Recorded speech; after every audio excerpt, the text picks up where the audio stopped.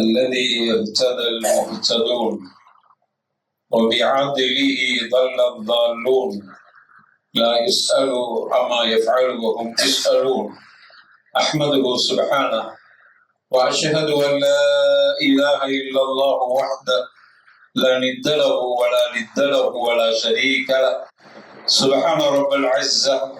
وأشهد أن سيدنا وحبيبنا وقدوتنا وأسوتنا وعظيمنا ومعلمنا رسول الله صلى الله عليه وعلى آله وأصحابه أجمعين. أما بعد، فإن أصدق الحديث كتاب الله وخير الهدي هدي محمد صلى الله عليه وسلم وشر الأمور محدثاتها وكل محدثة بدعة وكل بدعة ضلالة وكل ضلالة في النار. فأعوذ بالله من الشيطان الرجيم. بسم الله الرحمن الرحيم. يا أيها الذين آمنوا اتقوا الله حق تقاته ولا تموتن إلا وأنتم مسلمون.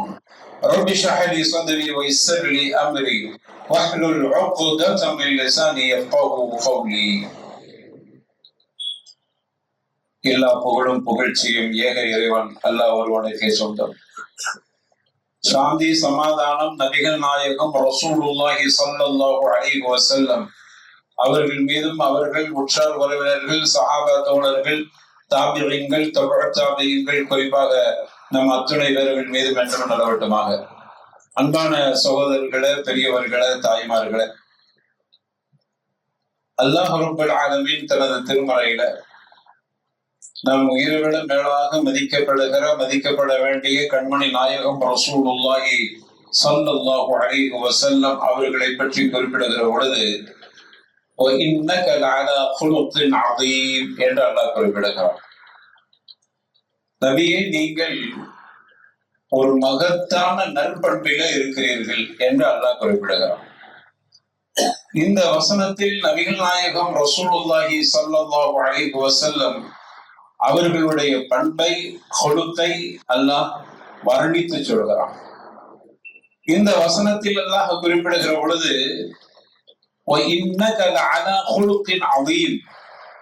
நீங்கள் மகத்தான உயர்ந்த பண்பிலே இருக்கிறீர்கள் என்று அல்லாஹ் சொல்கிறான். இந்த வசனத்தினுடைய அந்த அமைப்பு சியாக் இன்னக என்று ரப்பல் ஆலமீன் சொல்கிற பொழுது தக்கீது பண்ணி சொல்கிறான். அதை நிச்சயமாக நீங்கள் மகத்தான நற்பண்பில் இருக்கிறீர்கள், உயர்ந்த பண்பில் உயர்ந்திருக்கிறீர்கள் என்று அல்லாஹ் ரப்பல் ஆலமீன் குறிப்பிடுகிறான். அடுத்து சொல்கிறான்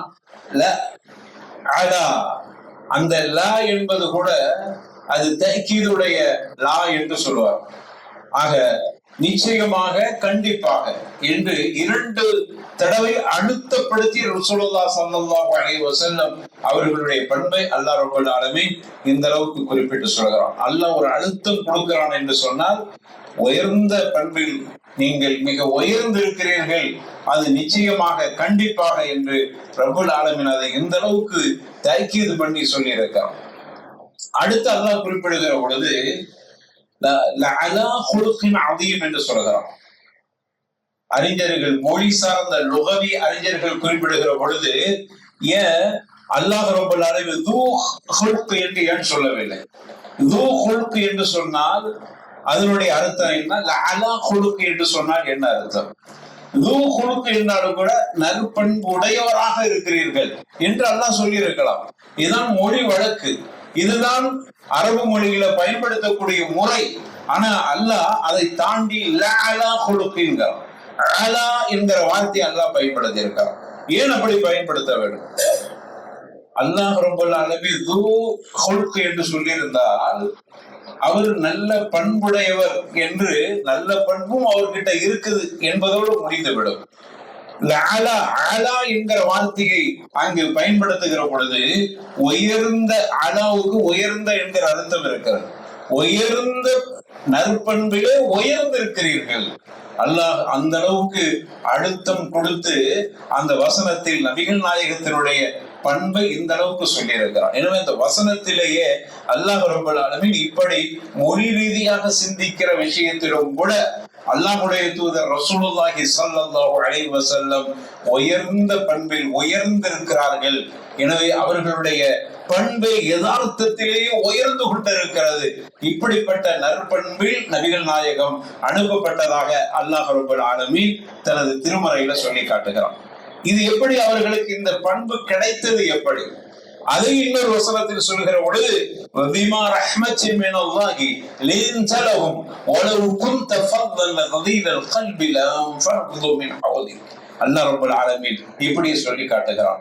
நபியே, உங்களுக்கு அல்லாஹ்வுடைய ரஹ்மத் மட்டும் இல்லை என்று சொல்லி இருந்தால் லின்த லஹும், இந்த மக்களிடத்துல நீங்க மென்மையாக நடக்கிறீர்களே, அப்படி நடக்காமல் ஆகியிருப்பீர்கள். அல்லாஹ்வுடைய ரஹ்மத் இருந்ததனால தான் லின்தலகும், அவர்கள்ட்ட நீங்க நல்ல முறையில மிருதுவாக நடந்து கொள்கிறீர்கள். ஒலவ் குந்த ஃபல்லன் கலீலல் கல்பி, ஒரு நாள் நீங்கள் உங்களிடத்தில உங்களுடைய பண்பு மிக மோசமானதாக, கடுகடுப்பான அந்த முகத்துடையவர்களாக, இறுகிய இதயமுடையவராக நீங்கள் இருந்திருந்தால் உங்களை விட்டு எல்லோரும் சென்று விடுவார், எல்லோரும் ஓடி விடுவார். எனவே உங்களிடத்தில் இருக்கிற பண்பு இருக்கிறது லின்தலகும், அவர்கள்ட்ட நல்ல முறையில அரவணைத்து போகிற மிருதுவான பண்பு உங்களிடத்தில் இருந்தது. அது அல்லாஹ்வுடைய ரஹ்மத். பிமா ரஹ்மத்தின் மினல்லாஹ், அல்லாஹ்வுடைய ரஹ்மத் மட்டும் உங்களுக்கு இல்லை என்று சொல்லி இருந்தால் அப்படி நடந்திருக்க மாட்டீர்கள். ரசூலுல்லாஹி ஸல்லல்லாஹு அலைஹி வஸல்லம் அவர்கள் லஅலா ஹுலுகின் அதீம், உயர்ந்த பண்பிலே உயர்ந்திருக்கிறார்கள் என்று சொன்னால் அதற்கு என்ன அர்த்தம் என்றால் அல்லாஹ்வுடைய ரஹ்மத்தால் ஃபضலால் அவர்கள் இந்த அளவுக்கு உயர்ந்திருக்கிறார்கள். எனவே தான் நபிகள் நாயகம் ரசூலுல்லாஹி ஸல்லல்லாஹு அலைஹி வஸல்லம் அவர்களை எல்லோரும் அரவணைக்க ஆரம்பித்தார், வெறுத்தவர்கள் நேசிக்க ஆரம்பித்தார்கள். அவர்கள் கொண்டு வந்த மார்க்கத்தின் பக்கம் கூட்டம் கூட்டமாக நுழைய ஆரம்பித்தார். ஒரு அரபு கவிஞன் இப்படி சொல்லி காட்டுகிறான், ஃபக்கன் நபியீன ஃபீ ஹல்கின் வ ஃபீ ஹுலுகின் வலம் யுதானூஹு ஃபீ இல்மின் வலா கரம் என்று குறிப்பிட்டு காட்டுகிறான். ஃபக்கன் நபியீன், எல்லா நபிமார்களை விட நீங்கள் உயர்ந்து விட்டீர்கள். எதிலெல்லாம் உயர்ந்து இருக்கிறீங்க?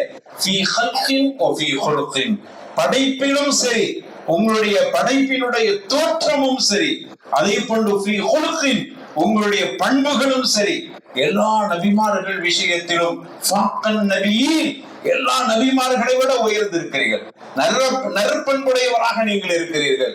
வலம் யுதானூஹு வலம் யுகாரிபூஹு, யாரும் நெருங்க முடியாத உங்களிடத்துல.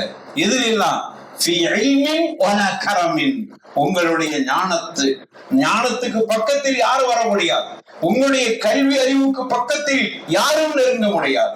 அது மட்டுமல்ல, வலக்கரம், உங்களுடைய ஈகை குணத்திற்கு பக்கத்தில் யாருமே நெருங்க முடியாது, எந்த நபியும் நெருங்க முடியாது. அந்த அளவுக்கு உயர்ந்திருக்கிறீர்கள் என்று ஒரு கவிஞர் இந்த அளவுக்கு நபிகள் நாயகத்தை புகழ்ந்து பாடுகிறார்கள் என்று சொன்னால் நபிகள் நாயகத்துக்கிட்ட அப்படியான ஒரு நற்பண்பு இருந்தது என்பதை நம்மால் பார்க்க முடிகிறது. அதே போன்று நாம் பார்க்கிறோம், துஃபாயில் இப்னு ஆமிர் இப்னு தௌசி என்று சொல்லக்கூடிய ஒரு நபித்தோழர். துஃபாயில் யார் என்று சொன்னால் யமன் தேசத்துக்காரர்.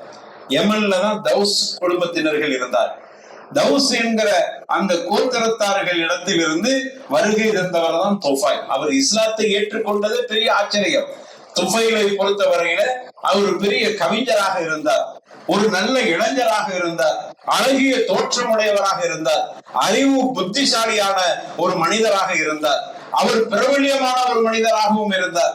அவரு யமன் தேசத்திலிருந்து அவர் ஒரு முறை குறைஷிகள் இருக்கிற மக்காவுக்கு வருகிற பொழுது குறைஷிகள் அவர்களுக்கு வரவேற்பு கொடுத்தார். அற்புதமான கவிஞர். ஏனென்றால் கவியை ரசிக்கக்கூடியவர்கள் அரபுகளில் அநேகர் இருந்தார்கள். எனவே இப்படிப்பட்ட ஒரு கவிஞர் வருகிறார் என்கிற பொழுது அவருக்கு அவ்வளவு தூரத்துக்கு வரவேற்பு கொடுக்கப்பட்டது. ஜாகிலியா காலத்துல இருக்கிற கவிஞர்களிலே துஃபைல் ஒரு நவீனமான ஒரு கவிஞர் என்று அவர் போற்றப்பட்டவர். அந்த அளவுக்கு அற்புதமாக பாடக்கூடியவர், புத்திசாலி, அறிவுடையவர், அழகு மிக்கவர், நல்ல இளைஞர். எனவே அவரை பார்த்து மக்கத்து முஷ்ரிக்குகள்லாம் போய் ஒரு கோரிக்கை வைக்கிறார். இங்க முஹம்மது என்று ஒரு மனிதர் இருக்கிறார், அவரை பொறுத்தவரையில புது புது கருத்துக்களை சொல்கிறார், அவர் பல பேர்களை அவருடைய வலையில சிக்கி விட்டார்கள், நம்முடைய கடவுள்களை எல்லாம் ஏசுகிறார், நம்முடைய முன்னோர்களை எல்லாம் அவர் இல்லாத பொருளாத விஷயங்களை சொல்கிறார். எனவே நாம் அவரை கண்டிப்பாக வெறுக்க வேண்டும். எனவே உங்களிடத்திலும் அவர் பேச முற்படுவார். அவருடைய கருத்தை, வார்த்தையை நீங்கள் ஒரு வார்த்தையை கூட கேட்டுவிடக் கூடாது, கவனமாக இருந்து கொள்ளுங்கள் என்று அவருக்கு அறிவுரை சொன்னார். அவர் ஜாகிலியா காலத்து முறைப்படி அங்கு உம்ரா செய்வதற்காக வேண்டி போகிறார். போகிற பொழுது இவர்கள் சொல்லிவிட்டார்களே என்பதற்காக காதில பஞ்சடைத்தவராகத்தான் அங்கு தவாஃபில் ஈடுபட்டார். அப்படி தவாஃப் எல்லாம் செய்துவிட்டு ஓரத்துல ஒரு இடத்தில் அமர்ந்திருக்கிறார். அங்கு ஒரு மனிதர் பக்கத்துல இருக்கிறார். அவர் ஏதோ முணுமுணுத்து என்று ஏதோ ஓதிக்கொண்டிருக்கிறார்.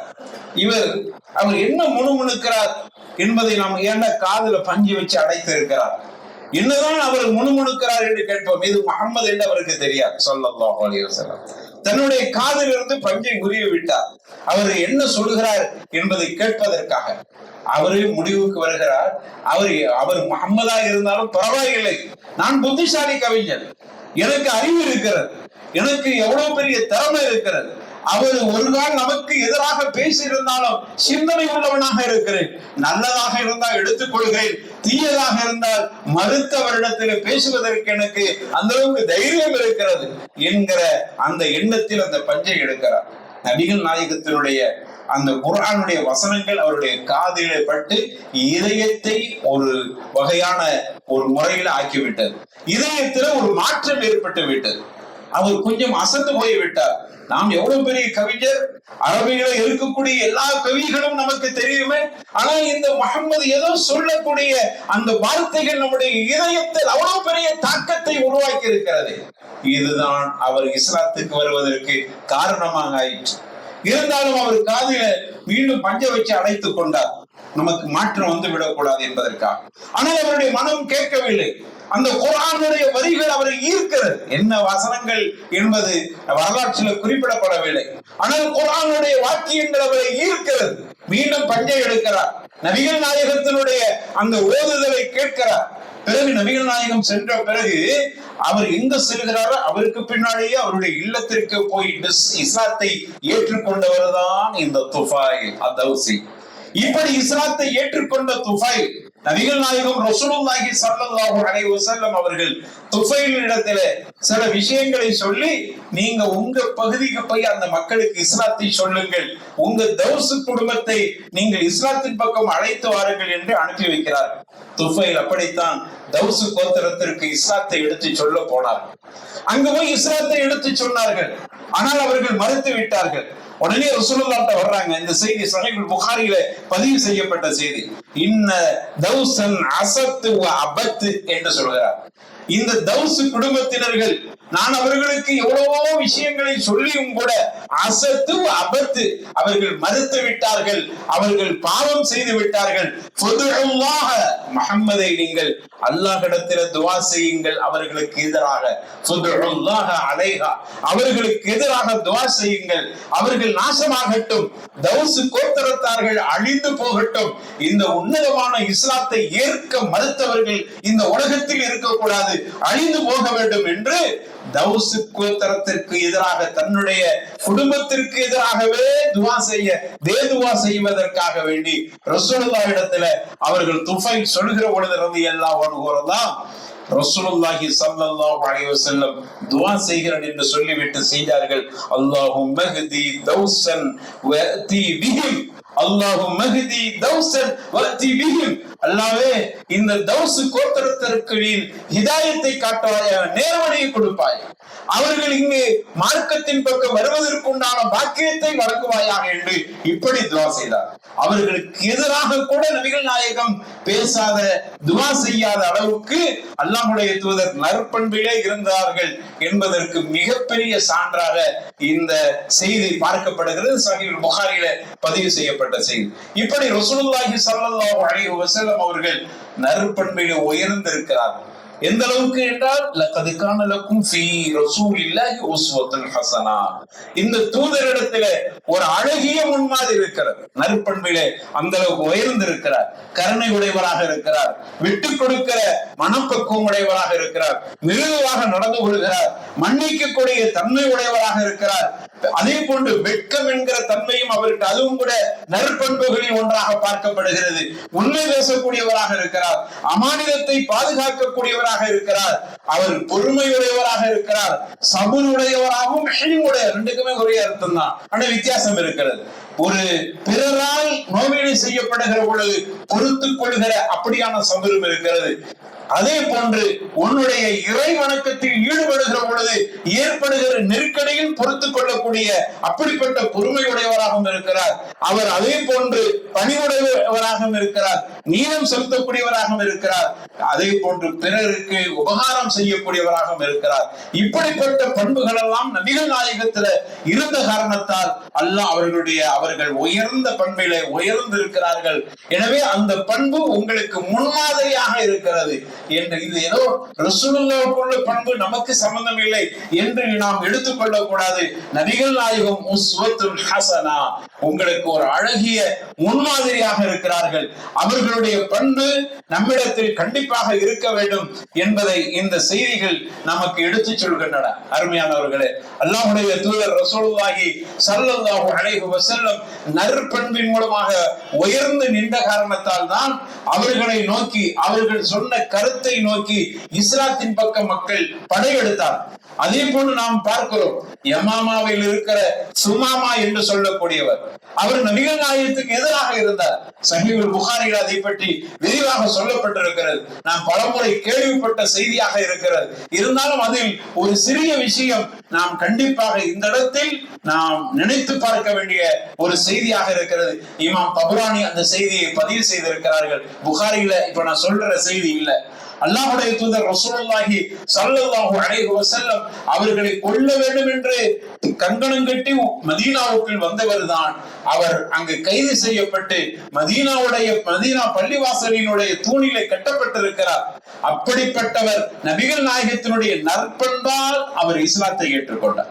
கொல்ல வேண்டும் என்று வந்தவருக்கு மனமாற்றம் ஏற்பட்டு விட்டது. நபிகள் நாயகத்தினுடைய நற்பண்பு, அவர்கள் இஸ்லாத்தை ஏற்றுக்கொண்டார். இஸ்லாத்தை ஏற்றுக்கொண்டவுடன் நான் மக்காவுக்கு செல்கிறேன் உம்ரா செய்வதற்காக என்று ரசூலுல்லாஹ்விடத்தில் அனுமதி கேட்கிறார். நபிகள் நாயகம் அனுமதி கொடுக்கிறார்கள். அவர் மக்காவுக்கு செல்கிறார். மேல் சொன்ன வரலாறு உங்களுக்கு தெரிந்த வரலாறு என்பதால் நான் அதுக்குள் போகவில்லை. ஆனால் இப்ப சொல்லக்கூடிய இந்த செய்தியில் அவர் ரசூலுல்லாஹ் எந்த அளவுக்கு நற்பண்பு உடையவராக இருந்தார்கள் என்பதற்கு மிகப்பெரிய சான்றாக இருக்கிறது. அங்கு மக்காவுக்கு சென்றவர்கள், அங்கு மக்காவில் இருக்கக்கூடிய குறைஷிகள் இவருக்கு வரவேற்பு கொடுக்கிறார். காரணம், அவர் இஸ்லாத்தை ஏற்றுக்கொண்டது தெரியாது. ஆனால் அவரை பற்றி எல்லோருக்கும் தெரியும். அவர் சுமாமா என்று சொல்லக்கூடியவர், அவர்தான் அங்கு கோதுமை உணவை அனுப்பக்கூடியவராக இருந்தார். அந்த குறைஷிகளுக்கு கோதுமை யமாமாவில் இருந்து வரும், அந்த யமாமாவில் இருந்து அனுப்புவதற்கு சுமாமா தான் பொறுப்பெடுத்துக் கொண்டார். எனவே நமக்கு உணவுகள் அனுப்பக்கூடிய அப்படிப்பட்ட ஒரு மனிதர் வருகிறார் என்பதற்காக குறைஷிகள் பெரிய வரவேற்பு கொடுத்தார். அப்படி வரவேற்பு கொடுத்திருக்கிற அந்த சந்தர்ப்பத்தில் தான் அந்த சுமாமா ஒரு விஷயத்தை பதிவு செய்கிறார். நான் உங்களுக்கு குறைஷிகளே ஒரு விஷயத்தை சொல்லிக் கொள்கிறேன். நான் இப்பொழுது முஹம்மது ரசூலுல்லாஹ் ஸல்லல்லாஹு அலைஹி வஸல்லம் அவர்களிடத்திலிருந்து வருகிறேன். அவர்களை நான் தூதராக ஏற்றுக்கொண்டேன். இப்பொழுது உங்களுக்கு நான் பகிரங்கமாக அறிவிக்கிறேன், நீங்களும் இஸ்லாத்தை ஏற்று முஹம்மது முஸ்தபா ரசூலுல்லாஹி ஸல்லல்லாஹு அலைஹி வஸல்லம் அவர்களை தூதராக ஏற்றுக்கொண்டால் உங்களுக்கு தொடர்ந்து கோதுமை அனுப்பி வைக்கிறேன், இல்லை என்றால் இதோடு உங்களுக்கு உணவு அனுப்பி வைக்கிறதை நிறுத்தப் போகிறேன் என்கிற ஒரு அறிவிப்பை செய்துவிட்டு சென்று விட்டார். காலங்கள் சென்று விட்டன. அங்கு கோதுமை வரவில்லை. உணவுக்கு பஞ்சம் ஏற்பட்டு விட்டது. குறைஷிகளுடைய பிள்ளைகள் கதறுகிறது உணவுக்காக வேண்டி. ஆனால் உணவு கிடைக்கவில்லை. கோதுமை இல்லாத போது அவர்களுக்கு உணவு இல்லாமல் கடுமையான நெருக்கடியில் இருக்கிறார். இந்த சந்தர்ப்பத்தில் தான் அவர்களுக்கு ஞாபகம் வருகிறது, ரசூலுல்லாஹ் ஸல்லல்லாஹு அலைஹி வஸல்லம் அவர்களுக்கு ஒரு மடல் எழுத வேண்டும் என்று. அவர்களுடைய பாராளுமன்றத்தில் ஒரு முடிவு எடுக்கிறார்கள். குறைஷிகளுடைய பாராளுமன்றம் என்ன முடிவு என்றால், முஹம்மதுக்கு ஒரு மடல் எழுதுவோம். அதுவும் எப்படி எழுத வேண்டும் என்றால், உங்களுடைய உறவு முறையில் கேட்கிறோம், இரத்த உறவில் கேட்கிறோம். உங்களுடைய இரத்த உறவு பிள்ளைகள் குழந்தைகள் எல்லாம் செத்து மடிந்து விடுவார்கள் உணவு இல்லாமல். எனவே நீங்கள் சுமாமாக்கு ஒரு கட்டளை இடுங்கள் உணவு அளிப்பதற்காக. இது உங்களிடத்தில் நாங்கள் சொந்தம் என்கிற அந்த உறவு முறையிலே கேட்கிறோம் என்று ஒரு உருக்கமாக ஒரு மடல் எழுதினார். இது நபிகள் நாயகத்துக்கு கிடைக்கின்றன. அல்லாஹ்வுடைய தூதருக்கு பழி தீர்க்க வேண்டும் என்கிற நிறைய விஷயங்கள் அதுல அவர்கள் அந்த பழி தீர்ப்பதற்கு உரித்தானவர்களாக இருந்தார்கள். ஏனென்றால் ரசூலுல்லாஹி ஸல்லல்லாஹு அலைஹி வஸல்லம் அவர்களுடைய 13 ஆண்டு கால மக்கா வாழ்க்கையில் 3 ஆண்டுகள் ஊர் நீக்கம் செய்யப்பட்டிருந்தார். உணவு கொடுக்கப்படாமல் அவர்கள் மறுக்கப்பட்டார்கள். அந்த முஸ்லிம் குழந்தைகள் அங்கு மிகப்பெரிய உணவு நெருக்கடியில் மரணித்து விடுவார்கள் என்கிற அளவுக்கு இருந்தது. நபிகள் நாயகம் ரசூலுல்லாஹி ஸல்லல்லாஹு அலைஹி வஸல்லம் அவர்களை கொண்டு விசுவாசம் கொண்ட குற்றத்தை தவிர எதையும் அந்த மக்கள் செய்யவில்லை. அவர்கள் போய் முறையிட்டார்கள், நம்முடைய பிள்ளைகள் அவர்களுக்கு உணவு கொடுப்பதற்கு முயற்சி செய்யுங்களே, இப்படி ஊர் நீக்கம் செய்திருக்கிறீர்கள் என்று கோரிக்கை வைத்த பொழுது, இல்லை, நீங்கள் இஸ்லாத்தை விட்டு உள்ளே வருகிற பொழுதுதான், இஸ்லாத்தை விட்டு விட்டு வந்தால் மட்டும்தான் உங்களுக்கு நாங்கள் உணவு தருவோம் என்று சொன்னார்களே, அப்படிப்பட்ட குறைஷிகள் தான் இன்று ரசூலுல்லாஹ் கிட்ட உறவு இரத்த உறவை முறை வைத்து கேட்கிறார். அல்லாஹ்வுடைய தூதர் பழி தீர்த்திருக்கலாம். என்ன சொன்னார்கள் தெரியுமா? மறந்து விடுவோம், மன்னித்து விடுவோம். உடனே சுமாமாவுக்கு கட்டளை இடுகிறார்கள். சுமாமாவை உடனே அவர்களுக்கு உணவை அனுப்புங்கள், நீங்கள் அந்த தவறை செய்து விடக்கூடாது. அல்லாஹ்வுடைய தூதர் ஸல்லல்லாஹு அலைஹி வஸல்லம் உயர்ந்த பண்பில் இருக்கிறார்கள் என்று அல்லாஹ் சொல்கிறானே, உயர்ந்த பண்பிலே உயர்ந்து விட்டார்கள் என்று அல்லாஹ் சொல்கிறானே, அதுதான் நபிகள் நாயகம் அதை செய்து காமித்தார்கள். மறப்போம் மன்னிப்போம் என்கிற அற்புதமான நிகழ்வை ரசூலுல்லாஹி ஸல்லல்லாஹு அலைஹி வஸல்லம் தங்களுடைய வாழ்க்கையில் அதை காமித்தார்கள், செய்து காமித்தார்கள். அதே போன்று ரசூலுல்லாஹ்ட்ட ஒரு நல்ல பழக்கம் ஒன்று இருந்தது.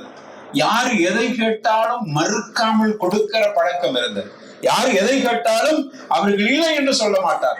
இது ரசூலுல்லாஹி ஸல்லல்லாஹு அலைஹி வஸல்லம் அவர்கள்ட்ட யதார்த்தத்தில் இருந்த, அதனாலதான் லஅலா குலுகின் து குலுகல்ல லஅலா குலுகின் அதீம், அவர்கள்ட்ட யதார்த்தத்தில் இருந்த ஒரு உயர்ந்த பண்புகளில் ஒன்று, யார் எதை கேட்டாலும் மறுக்காமல் கொடுக்கிற பழக்கம் இருந்தது. அல்லாஹ்வுடைய தூதர்கிட்ட ஒரு பெண்மணி வர்றாங்க.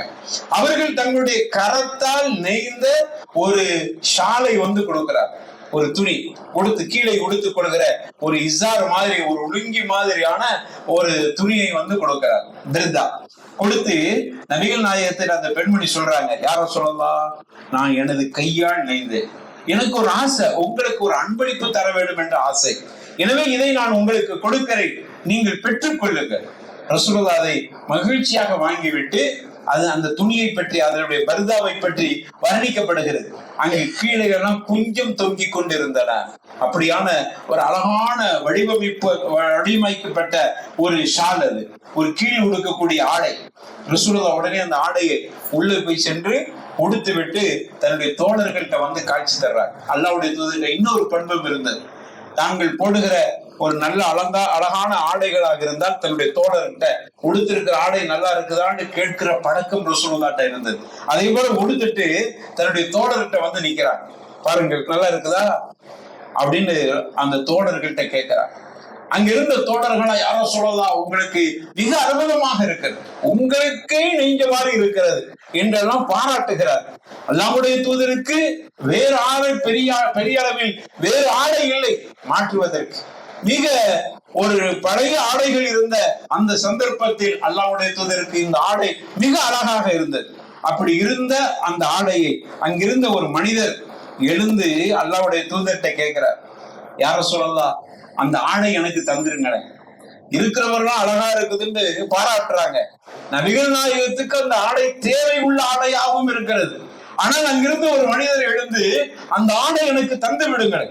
கூட்டமாக அமர்ந்திருந்த தோழர்களுக்கெல்லாம் கோபம் வந்து விட்டது. அவரை பார்த்து கேட்கிறாங்க, அல்லாஹ்வுடைய தூதருடைய பழக்கத்தில் ஒரு வழக்கம், எதை கேட்டாலும் அவர்களுக்கு அது தேவை உள்ளதாக இருந்தாலும் சரி, அவர்களுக்கு இதை தவிர வேறு இல்லை என்றாலும் சரி, யாரு எதை கேட்டாலும் இல்லை என்று சொல்கிற பண்புடையவராக அவர்கள் இல்லையே, நீ கேட்டதை உடனே தந்து விடுவார்கள் என்று தெரிந்தும் கூட நபிகள் நாயகத்திட்ட போய் இப்படி கேட்டுட்டியப்பா, அவர்கள் கேட்ட உடனே தந்து விடுவார்களே, அந்த ஆடை ரசூலுல்லாஹ்வுக்கு ரொம்ப அழகாக இருக்கிறது, ஏன் இதை கேட்டாய் என்று எல்லாரும் கோபமாக அவர் மேல பாய்கிற மாதிரி இருக்கிற பொழுது அந்த மனிதனுடைய பெயர் சொல்லப்படவில்லை. இதை அறிவிக்கக்கூடிய சஹாபி சஹல் ரலியல்லாஹு அன்ஹு அவங்க சொல்றாங்க, அவர் சொன்னார், எழுந்து சொன்னார், நான் அந்த ஆடையை கேட்டதற்கு காரணம் அந்த ஆடையை எனது கஃபனாக நான் ஆக்கிக் கொள்வதற்காக கேட்டேன். இதை வாங்கிட்டு போய் எனக்கு கஃபனை இப்பொழுதே நான் தயார்படுத்தி வைப்பதற்காக வேண்டி கேட்டேன். வேறு எந்த ஆசையும் எனக்கு இல்லை. ரசூலுல்லாஹ்வுடைய பரக்கத், ரசூலுல்லாஹ் உண்மையிலே பரக்கத். அவர்களை அல்லாஹ் ரப்பல் ஆலமீன் ஹயாத்தா இருக்கும்போது ரசூலுல்லாஹ்வுடைய பரக்கத்து, ரோமத்துக்கு பரக்கத்து இருக்கிறது ஹயாத்தா இருக்கும்போது தான். மரணத்திற்கு அது ஒரு பெரிய ஒரு தலைப்புல சொல்ல வேண்டிய விஷயங்கள். எனவே ரசூலுல்லாஹ்வுடைய பரக்கத்துக்காக வேண்டி நான் அதை கேட்கிறேன். அவன் மஹப்பத்தா தரட்டும், எனக்கு கஃபன் ஆடையாக நான் போட்டுக் கொள்வதற்காக வேண்டி கேட்டது என்று சொன்னார். சஹல் சொல்றாங்க ரலியல்லாஹு அன்ஹு, அவர் மரணித்த பிறகு அந்த ஆடை தான் அவருக்கு கஃபனாக கொடுக்கப்பட்டன. இந்த செய்தியிலிருந்து நிறைய சட்டங்கள் எடுக்கிறாங்க உலமாக்கள். கஃபனை நாம் நம்முடைய ஹயாத்திலேயே தயார் செய்து கொள்ளலாமா என்கிற ஒரு மஸ்அலாவுக்கு இந்த ஹதீஸை ஆதாரமாக வைத்திருக்க ஃபிக்ஹுடைய சட்டத்துல இதையும் இந்த ஹதீஸை இப்படியான ஒரு முறையோடு புரிந்து கொள்கிறார். எனவே அருமையானவர்களை, இந்த அளவுக்கு ரசூலுல்லாஹி ஸல்லல்லாஹு அலைஹி வஸல்லம் அவர்கள் நற்பண்புடையவராக, யார் எதை கேட்டாலும் இல்லை என்று சொல்கிற அளவுக்கு அவர்கள் அதை கொடுக்கக்கூடிய ஒரு மனநிலையில் உள்ளவராக இருந்தார்.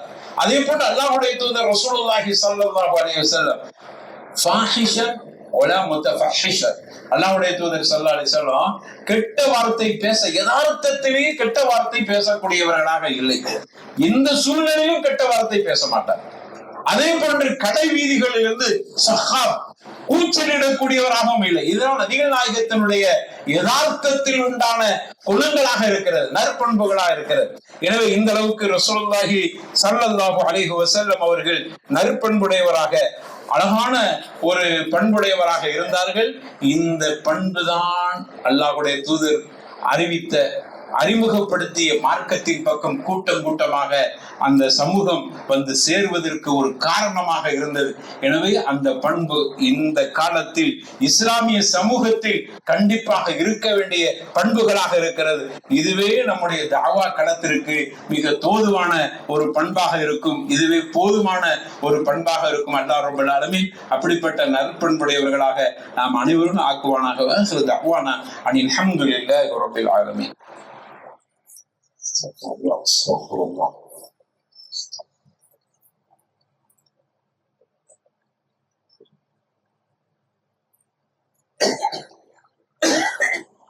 அல்ஹம்துலில்லாஹ் வஸ்ஸலாத்து வஸ்ஸலாமு அலா ரசூலில்லாஹ் வ அலா ஆலிஹி வ அஸ்ஹாபிஹி அஜ்மஈன். அம்மா பஅத்.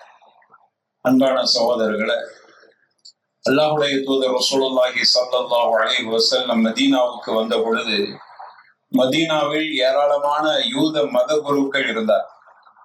அவர்களை பொறுத்தவரையில யூத மதத்தை கரைத்து குடித்தவர்கள், மிகப்பெரிய திறமை மிக்கவர்கள்லாம் இருந்தார். இப்படியான காலகட்டத்தில் தான் ரசூலுல்லாஹி ஸல்லல்லாஹு அலைஹி வஸல்லம் மதீனாவுக்கு வருகிறார். இறை தூதர் தான் அவர்கள் என்பதை ஓரளவு விளங்கி கொண்டார். அவர்களுடைய பொறாமையின் காரணமாக ரசூலுல்லாவை அவர்கள் ஏற்க மறுத்தார். இருந்தாலும் கூட அவர்களில் மனசாட்சி உடையவர்கள், என்னதான் முஹம்மது சொல்கிறார் என்று பார்ப்போமே, உள்ளபடியாக அவர் பொய்யராக கூட இருக்கலாமே, அல்லது நபியாக இருக்கலாம், எப்படியோ நாம் சென்று பார்த்து வருவோம் என்று வருகிறார். அப்படி வந்த யூத மத குருக்களில் பல பேர்களில் ஒருவர் எப்படியான செய்தியோடு நினைத்து வருகிறார் என்றால், மக்காவில் அவர் அங்கிருந்த மக்களை இரண்டாக்கி விட்டார், பல குடும்பங்களை உடைத்து விட்டார், அங்க உள்ள பிரமுகர்களாக இருக்கக்கூடிய முக்கியஸ்தர்களை எல்லாம் அசிங்கமாக அவர்களிடத்தில் நடந்து கொண்டார், அவர்களுடைய கடவுள்களை எல்லாம் இழிவாக பேசிக் கொண்டார், அங்க உள்ள குழுக்களை எல்லாம் சின்ன பின்னமாக்கி விட்டார். எனவே அப்படிப்பட்ட ஒரு மனிதர் இங்கு வந்திருக்கிறார். மதீனாவிலே என்ன நடத்த போகிறாரோ தெரியவில்லை. எனவே அவர் என்னதான் சொல்லுகிறார் என்பதை பார்ப்போம். சமூகத்தை எப்படியெல்லாம் அவர் கூறு போடுகிறார் என்பதை நாம் தெரிந்து வருவோம் என்பதற்காக வேண்டியே வரக்கூடிய மத குருக்களில் ஒரு மத குரு உள்ளே வருகிறார். அப்பொழுது நபிகள் நாயகம் ஒரு செய்தியை சொல்லிக் கொண்டிருக்கிற பொழுது உள்ளே வருகிறார். சரி, அவர் பேசி முடிக்கட்டும், அதற்கு பிறகு அவரோடு நாம் தர்க்கம் புரிந்து கொள்ளலாம் என்று ஓரமாக அவர் நிற்கிறார். அப்பொழுது நபிகள் நாயகம் யதார்த்தமாக பேசிய ஒரு வார்த்தை என்ன சொன்னார்கள் தெரியுமா? வல்லதி நஃப்ஸி பியதிஹி லா ததுகுல் ஜன்னத حتى تؤمنوا ولا تؤمنوا حتى تحابوا أولا أدلكم على شيء إذا فعلتموه تحاببتم أفشوا السلام وأطعموا الطعام إلى آخر الحديث. அல்லாஹ்வுடைய தூதர் ஸல்லல்லாஹு அலைஹி வஸல்லம் இந்த செய்தியை சொல்லிக் கொண்டிருக்கிற பொழுதுதான் அதை காதால் கேட்கிறார். அவர் என்ன நினைத்து கொண்டு வந்தார் என்றால், சமூகத்தை பிரிக்கக்கூடியவர், மக்களை பிரிக்கக்கூடியவர் அதே மாதிரியான ஏதாவது வார்த்தையை சொல்லுகிறாரா, உளறுகிறாரா என்பதை பார்க்க வேண்டும் என்பதற்காக வந்து பொறுமையாக நிற்கிற பொழுது யதார்த்தமாக ரசூலுல்லாஹி ஸல்லல்லாஹு அலைஹி வஸல்லம் கூடியிருந்த மக்களுக்கு சொன்ன வார்த்தை என்ன தெரியுமா? எனது உயிர் யார் கைவசம் இருக்கிறதோ அவன் மீது சத்தியமாக சொல்கிறேன், லா ததுகுல் ஜன்னத ஹத்தா துமினு, உங்களில் யாரும் ஈமான் கொள்ளாத வரைக்கும் சொர்க்கமே செல்ல முடியாது. சொல்லுகிற வார்த்தையை பாரு, உங்கள்கிட்ட ஈமான் கிடைக்கிற வரைக்கும் நீங்கள் சொர்க்கமே சொல்ல முடியாது. அடுத்து சொன்னாங்க, ஈமான் கிடைக்க வேண்டுமானால் என்ன செய்ய வேண்டும்? அடுத்து சொன்னாங்க, வலா துமினு ஹத்தா துஹாபு, நீங்கள் ஈமான் கொண்டவர்களாக எப்பொழுது ஆகுவீர்கள் என்றால், உங்களில் ஒருவர் ஒருவரை நேசிக்காத வரைக்கும் ஈமான் கொண்டவராக ஆக முடியாது. ஒரு பெரிய வார்த்தை பாரு. ஈமானுக்கும் பிறருடைய நேசத்துக்கும் தொடர்பு இருக்கிறது. உனக்கு ஈமான் வேண்டுமானால் நீ பிறரை நேசி, அப்பொழுதுதான் உனக்கு ஈமான் கிடைக்கும். எப்படிப்பட்ட உயர்ந்த பண்பு பாருங்கள். உங்களுக்கு சொர்க்க வேண்டுமா, பிறரை நேசிங்க, அப்பொழுது உங்களுடைய ஈமான் காமிலாக பரிபூர்ணமாகிறது. ஈமான் என்று பரிபூர்ணம் அடைகிறதோ அன்று உங்களுக்கு சொர்க்கம் கிடைக்கும். உங்களுக்கு சொர்க்க வேண்டுமானால் பிறரை நேசி. அடுத்து சொன்னாங்க, இதா ஃபஅல்து அலா அதுல்லுக்கும் அலா ஷைஇன், உங்களுக்கு ஒரு விஷயத்தை அறிவிக்கட்டுமா?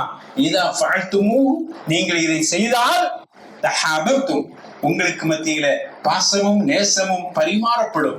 உங்களுக்கு மத்தியில அங்கு பாசமும் நேசமும் உறவுகளும் உண்டாகக்கூடிய ஒரு அற்புதமான அம்சத்தை உங்களுக்கு அறிவிக்கட்டுமா என்று கேட்கிறார். பாசம் நேசம் இருந்தால் தான் உங்களுக்கு சொர்க்கம் ஈமான் பரிபூர்ணம் அடையும் என்று சொல்லிட்டு அடுத்து சொல்றாங்க, உங்களுக்கு அறிவிக்கட்டுமா, உங்களுக்கு மத்தியில நேசமும் பாசமும் உருவாகிற ஒரு அற்புதமான அம்சத்தை உங்களுக்கு சொல்லட்டுமா? உடனே தோழர்களா, யார சொல்லலாம், சொல்லுங்களே, அது இருந்தால்தான் நாங்கள் சொர்க்கம் செல்ல முடியும், அது இருந்தால் தானே ஈமானுடைய பரிபூர்ணத்தை நாங்கள் அடைய முடியும், அப்படியானால் எங்களுக்கு அறிவிங்களே என்று சொல்கிற பொழுது அல்லாஹ்வுடைய தூதர் ஸல்லல்லாஹு அலைஹி வஸல்லம் சொன்னாங்க, அஃப்ஸுஸ் ஸலாம் வ அத்இமுத் தஆம். இதை அந்த யூத அறிஞர் கேட்கிறார். அஃப்ஸுஸ் ஸலாம், சலாத்தை பரத்துங்கள், அஸ்ஸலாமு அலைக்கும் வ ரஹ்மத்துல்லாஹி வ பரக்காத்துஹு, சொல்லுங்கள், எல்லோரிடத்திலும் சொல்லுங்கள். அங்கு நேசம் உருவாகிறது. உங்களை வெறுக்கிற பகைவனுக்கு கூட சலாம் சொல்கிற பொழுது பகைமையினுடைய தன்மை குறைகிறது, அந்த வேகம் குறைகிறது, அவன் உங்களுக்கு நட்புடையவனாக மாறிவிடுகிறான். அப்படிப்பட்ட உன்னதமான அம்சத்தை கற்றுக் கொடுக்கிறார். இவர் எப்படிங்க பிரிவினைவாதத்தை உருவாக்குவார்? எப்படி நமக்கு மத்தியில பல பிரிவுகளாக உருவாக்கி விரோதங்களையும் குரோதங்களையும் உருவாக்குற வார்த்தையை சொல்லவில்லையே, மாறாக முஹப்பத்துக்குண்டான வார்த்தையை சொல்லிக் கொடுக்கிறார். உங்களுக்கு மத்தியில நேசம் உருவானால் தான் ஈமான் என்று சொல்லிக் கொடுக்கிறார். ஒரு அற்புதமான ஒரு விஷயத்தை கற்றுக் கொடுக்கிறார். இதுவரைக்கும் யாரும் சொல்லிடாத அன்பை போதிக்கிறார். எனவே உங்களுக்கு மத்தியில சலாத்தை பரத்துங்கள், ஒருவருக்கு ஒருவர் சலாம் சொல்லிக் கொள்ளுங்கள், முஹப்பத் பெறுகிறது. அதனால் அங்கு துஷ்மன்கள் பகைமைகள் எல்லாம் அங்கு ஒழிக்கப்படுகிறது, முஹப்பத் உருவாகிறது, சுஹபத் உருவாகிறது, நட்பு ஏற்படுகிறது, ஈமான் அதிகரிக்கிறது. அதன் மூலமாக மனித சமூகத்தில் ஒற்றுமை ஏற்படுகிறது. அதுவே ஈமானுடைய பரிபூர்ண தன்மை, அதுவே சொர்க்கத்தை கொண்டு போய் உங்களுக்கு சேர்க்கிற ஒரு அடிப்படையாக இருக்கிறது. அடுத்து சொன்னாங்க, பிறருடைய உணவு விஷயத்தில் கவனமாக இருங்கள், பிறருக்கு உணவளியுங்கள். அதுவும் கூட பிறருடைய வாழ்வாதாரத்தை பற்றி யோசிக்கிற அம்சமாக இருக்கிறது. என்னடா இவர் ஈமான் என்று சொல்லிட்டு பிறர் விஷயத்திலே கருணை காட்டக்கூடிய பண்புகளை சொல்லிக் கொடுக்கிறார். அத்துழிமுத்தாம், பிறருக்கு உணவளியுங்கள். உணவளிப்பதே சொர்க்கத்தில் உங்களுக்கு உயர்ந்த இடத்தை கொண்டு போய் சேர்க்கும் என்கிற அற்புதமான கருத்தை சொல்லக்கூடியவர் எப்படி சமூகத்துக்கு மத்தியில் பகையை உருவாக்குவார், எப்படி பிளவை ஏற்படுத்தி இருப்பார். எனவே அவருடைய முகத்தை நான் பார்க்கிற பொழுது அவருடைய முகத்தில் பொய் முகம் உடையவராக தெரியவில்லை. வார்த்தையும் சொல்லும் அவருடைய செயலும் அவருடைய முக பாவனையும் ஒரே மாதிரி இருந்தது. பொய் சொன்னா கண்டுபிடிச்சிடலாம், அதான் சொல்றாங்க, அவருடைய முகத்தை பார்த்தேன், உண்மை பேசுகிற முகமாக தெரிந்தது கண்மணி நாயகர். எனவேதான் இஸ்லாத்தை ஏற்றுக்கொண்டார்கள். பகைமையை உருவாக்கக்கூடிய ஒரு முஹப்பத் என்கிற வார்த்தை பொய்யாக்கப்பட்டு விட்டது. இல்லை, உண்மையை பேசக்கூடியவர் முஹம்மது முஸ்தபா ரசூலுல்லாஹி ஸல்லல்லாஹு அலைஹி வஸல்லம். எனவே இஸ்லாம் இப்படித்தான் சமூகத்துக்கு மத்தியில எல்லா மக்களையும் அரவணைக்க ஆரம்பித்தது. وبما رحمة من الله لنت لهم ولو كنت فظا غليظ القلب لانفضوا من حولك என்று அல்லாஹ் சொல்கிறானே, அல்லாஹ்வுடைய அருளும் கிருபையும் நபிகள் நாயகத்திலே இருந்த காரணத்தால் அவர்கள் மக்களை வென்றெடுத்தார்கள். இதுதான் அந்த பண்புதான் நம்மிடத்தில் இருக்க வேண்டும் என்பதற்காக வேண்டித்தான் அல்லாஹ் ரப்பல் ஆலமீன் ரசூலுல்லாஹ்வுடைய வாழ்க்கையில் உங்களுக்கு அழகிய முன்மாதிரி இருக்கிறது என்று சொல்கிறான். எனவே அல்லாஹ்வுடைய தூதர் ரசூலுல்லாஹ்வை முஹம்மது ரசூலுல்லாஹ் என்று விசுவாசம் கொண்டிருக்கிறான். ஒவ்வொருவர்களும் அவர்களுடைய குண நற்பண்புகளில் இருந்து சிலவற்றையாவது குறைஞ்சபட்சம் நம்முடைய வாழ்க்கையில் அவைகளை செயல்படுத்துகிற பொழுது தாவா களம் உயிரோட்டம் உள்ள களமாக மாறுவதற்கு வாய்ப்பு இருக்கிறது.